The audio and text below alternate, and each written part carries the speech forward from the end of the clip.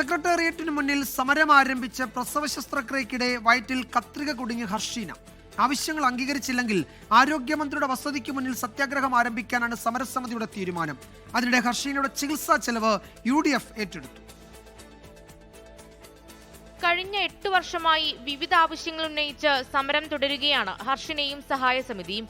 തുടർന്നാണ് സാമ്പത്തിക സഹായം നൽകുക, വിദഗ്ധ ചികിത്സ ഉറപ്പാക്കുക, സ്പെഷ്യൽ പബ്ലിക് പ്രോസിക്യൂട്ടറെ നിയമിക്കുക തുടങ്ങിയ ആവശ്യങ്ങൾ ഉന്നയിച്ച് സെക്രട്ടേറിയറ്റിന് മുന്നിൽ സമരം ആരംഭിച്ചത്. 8 വർഷത്തോളമായി ഒരു ദുരിതം, നമ്മളെ കാരണമല്ലാതെ വന്ന ഒരു ദുരിതം സഹിക്കാൻ തുടങ്ങിയിട്ട്. അപ്പോൾ 3 വർഷത്തോളമായി അത് പുറത്തെടുത്തിട്ട് അപ്പം ഇതൊരു ഏറ്റവും വലിയൊരു ചികിത്സാ പിഴവാന്നുള്ളതിന് ആർക്കും ഒരു സംശയവുമില്ല. പിന്നെ ആരോഗ്യമന്ത്രിയും ആരോഗ്യവകുപ്പ് നമുക്ക് ഉടൻ നീതി ഉറപ്പാക്കുമെന്ന് പറയാൻ തുടങ്ങിയിട്ട് 3 വർഷമായി. നീതി ലഭിച്ചില്ലെങ്കിൽ ആരോഗ്യമന്ത്രിയുടെ വസതിയിലേക്ക് സമരം വ്യാപിപ്പിക്കുമെന്നും യുവതി പറയുന്നു. ഹർഷണിയുടെ ചികിത്സാ ചെലവ് UDF ഏറ്റെടുക്കുമെന്ന് പ്രതിപക്ഷ നേതാവ് VD സതീശൻ വ്യക്തമാക്കി.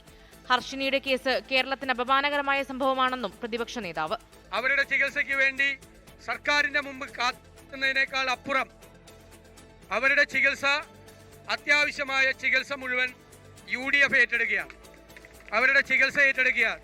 അവരെ ഏറ്റവും നല്ലൊരു ആശുപത്രിയിൽ കൊണ്ടുപോയി അവരുടെ തുടർ ചികിത്സ UDF ഉത്തരവാദിത്തത്തോടുകൂടി ചെയ്യും എന്ന് ഞാൻ ഈ അവസരത്തിൽ പറയുകയാണ്. KPCC പ്രസിഡന്റ് അടക്കമുള്ള വിവിധ പ്രതിപക്ഷ നേതാക്കളും സെക്രട്ടേറിയറ്റിന് മുന്നിലെത്തി ഹർഷണിയുടെ ഏകദിന സത്യാഗ്രഹത്തിന് ഐക്യദാർഢ്യം പ്രഖ്യാപിച്ചു.